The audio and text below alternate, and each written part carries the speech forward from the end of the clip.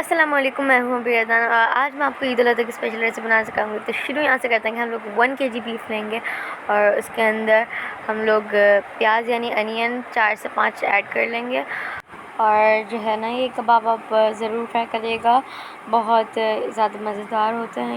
اور اس کے بعد ہم اس کے اندر 2 ٹی اسپون ہلدی ایڈ کریں گے. اچھی طرح سے اس کے اندر ہلدی ایڈ کرنے کے بعد ہم لوگ اس کے اندر جو ہے کالی مرچ ایڈ کریں گے 2 ٹیبل اسپون.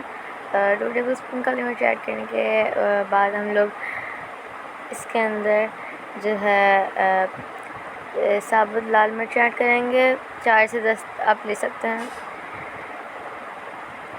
اور پھر ہم اس کے اندر تھوڑا سا زیرہ ایڈ کر لیں گے. 2 ٹیبل اسپون کافی رہے گا. اور 2 ٹیبل اسپون زیرہ ایڈ کرنے کے فوراً بعد آپ لوگ اس کے اندر دار چینی اور بڑی الائچی ایڈ کریں گے. پھر لہسن ادرک کا پیسٹ لیں گے 2 سے 4 ٹی اسپون تک.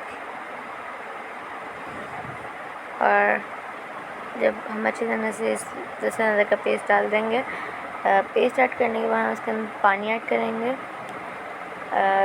4 گلاس آپ اس کے اندر ایڈ کر لیں تو پھر وہ صحیح رہے گا. یہ پانی ایڈ کرنے کے بعد ہم لوگ اس کو اچھی طرح سے مکس کریں گے. اور مکس کرنے کے بعد ہم جو ہے اس کو ڈھک کے رکھ دیں گے تاکہ یہ اچھی طرح سے گل جائے. جب تک ہمارا وہ گل رہا ہے ہم لوگ ایک باؤل میں ایڈ کریں گے دال چنا 250 گرام. اور اس کے اندر ہم دال ایڈ کرنے کے بعد اس کے اندر پانی ایڈ کریں گے اور اس کو بھگو کے رکھ دیں گے 15 to 20 منٹس. ہم اس کو رکھ دیں گے. اس کے اوپر آپ کوئی سا کیپ بھی ڈھک دیں. اس کے بعد جب تک ہمارا گوشت گل گیا ہے، دیکھیں کتنا فائن ہو گیا ہمارا گوشت اور ریشے دار بھی ہو گیا ہے.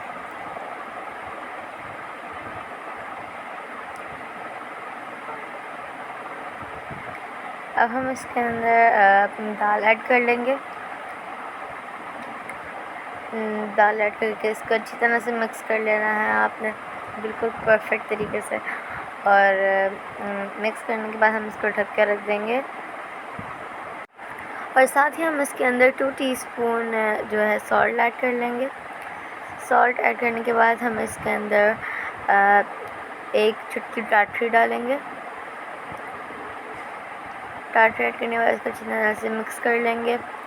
اور اس بعد یہ ہمارا مکسچر ریڈی ہو گیا ہے. اب ہم سل پہ اس کو رکھیں گے اور اس کو اچھی طرح سے پیس دیں گے تاکہ یہ ریشہ ہو جائے. اور پھر یہ کھانے میں بہت زیادہ چیز اور مزے کا لگے گا. اچھی طرح سے اس کو ہم لوگوں نے سل پہ رکھ کے پیس لینا ہے. آپ دیکھیں کتنا اچھا ریشے دار ہمارا ہو گیا ہے. اور یہ ہم نے کباب بھی بنا لیا ہے اس کے. دیکھیں ہم کتنے پرفیکٹ طریقے سے شیپ آیا ہے ان کا. اور اس کے بعد ہم ان کو فرائی کرنے کے لیے رکھ دیں گے.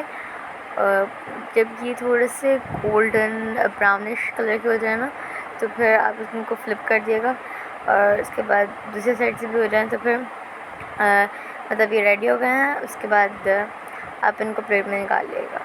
تو یہ ہمارے بھی ریڈی ہو گئے ہیں اور ہم ان کو پلیٹ میں نکال لیں گے. یہ بہت کرسپی سے اور ریشے دار سے ہمارے کباب بن کے ریڈی ہوئے ہیں.